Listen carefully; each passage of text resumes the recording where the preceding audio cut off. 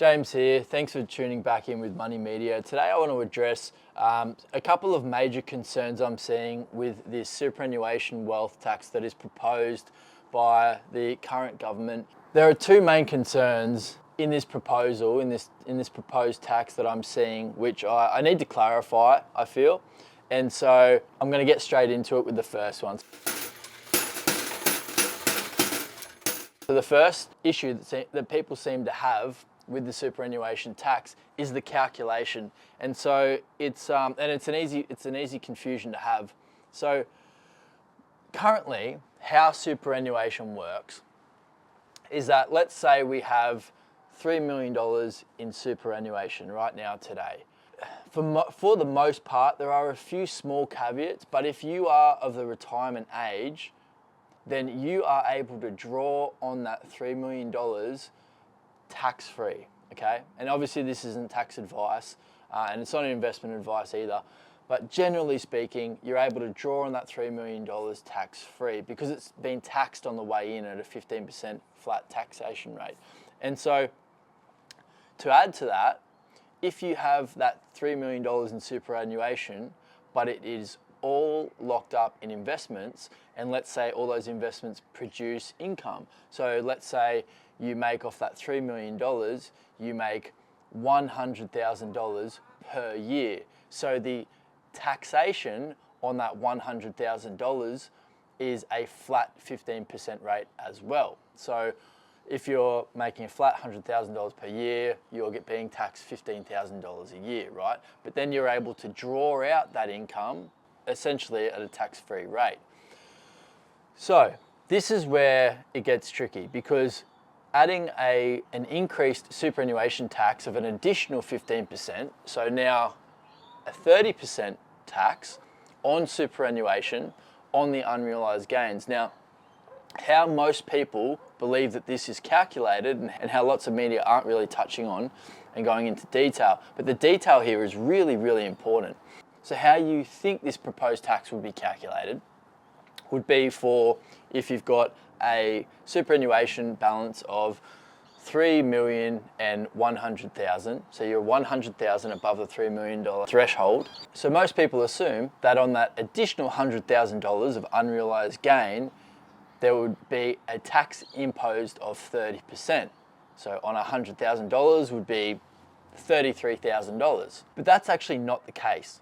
So how this tax is structured is that if you have that same portfolio of $3.1 million all tied up in assets, then the additional 30% tax is reduced to how much of a percentage of that portfolio is over the $3 million threshold.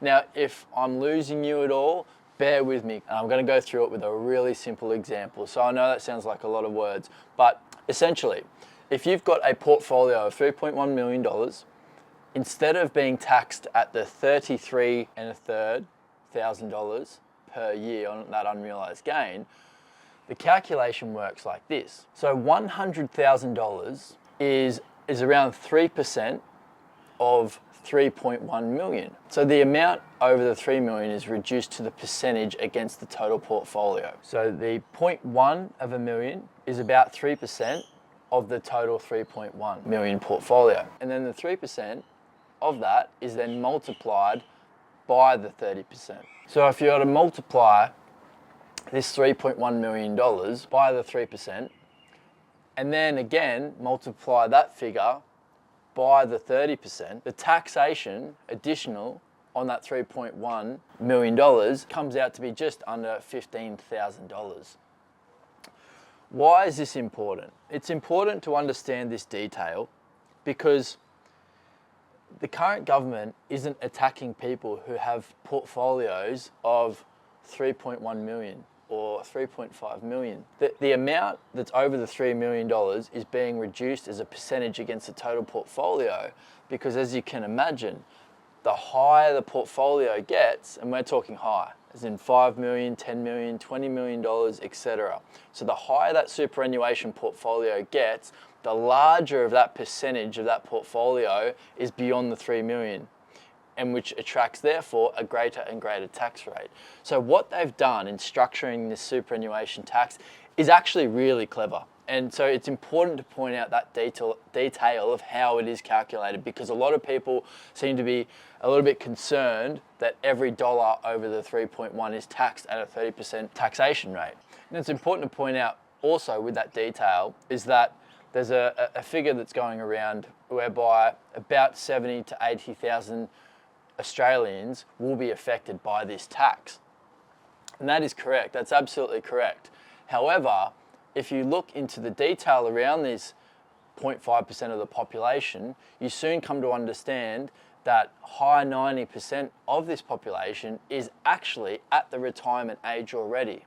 So what that tells us is that superannuation in Australia is being used as a vehicle to generate and accrue wealth, which I'm usually all for. I'm capitalist by nature, I'm fairly against most government intervention. But what happens with wealth being accrued in superannuation for those at retirement age is it holds onto assets that are non-productive by nature, and there's very little motivation for them to be productive. And what that does is adds a unnecessary drag on the Australian economy.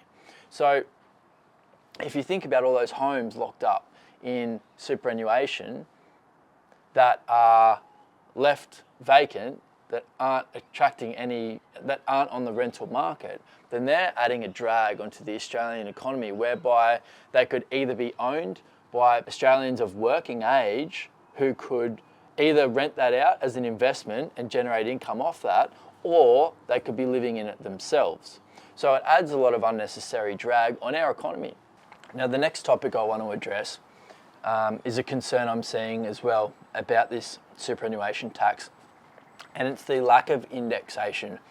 And it's somewhat of a concern, but we'll backtrack. So indexation on the taxation would mean, obviously with our value of our money going down each and every year with inflation, what an indexed tax would mean is that the taxation adjusts each year in line with the inflation. So in real terms, the taxation, the $3 million threshold taxation, would remain the same throughout time and would over time increase. So $3 million today might in the future be 3.5 indexed with however long it takes the inflation for that $3 million to then become 3.5. So to do some quick sums, it would take for a today value in 2025, for today's value of $3 million, it would take almost 20 years for that $3 million to be worth $2 million. $2 million in superannuation is still a highly significant portfolio, but it's certainly not out of the way of those of current working age who are just working very diligently throughout life and to try and build that wealth. $2 million, still significant, but very, very achievable. It's important to point out here though, that is almost 20 years of governments to intervene on this tax and add in an indexation. Once this tax gets brought in, it's not to say it can't be adjusted. So I'm pretty confident that if this becomes an issue in the future and it needs to be adjusted or repealed, then it will be intervened with by a future government. The other point to this, which people aren't talking about, and this applies to the $3 million threshold, and it applies to the potential future $2 million threshold without indexation, is it's per person. So if you think about this, a couple, if they were both to max their superannuation funds out, they could both have $3 million and a combined wealth of $6 million without being affected. So these are really large numbers. But I wanted to address those two main concerns. First being how the superannuation tax is actually calculated and the lack of indexation that it appears is being applied to the superannuation tax. While the second could be a bit of a concern, I think the first one points out and highlights to the Australian population that this isn't necessarily a tax on superannuation or unrealized gains. This is a tax on unproductive wealth. And so for that reason, and I've never argued in favour of a tax in my life, I don't think. But for that reason, this will be a net benefit on the Australian economy. Hey you, thanks for supporting Money Media. If you do have something to say, whether it be positive or negative, leave a comment and I'll get back to it. I'm going to be really interested in hearing your thoughts. And also, if you want to be updated with all our new content that comes out, please hit the subscribe button, and that way YouTube will take care of the notifications for us. They'll ping you every time we upload something new, which often can be quite time sensitive. I'll see you in the next video. Thanks for joining.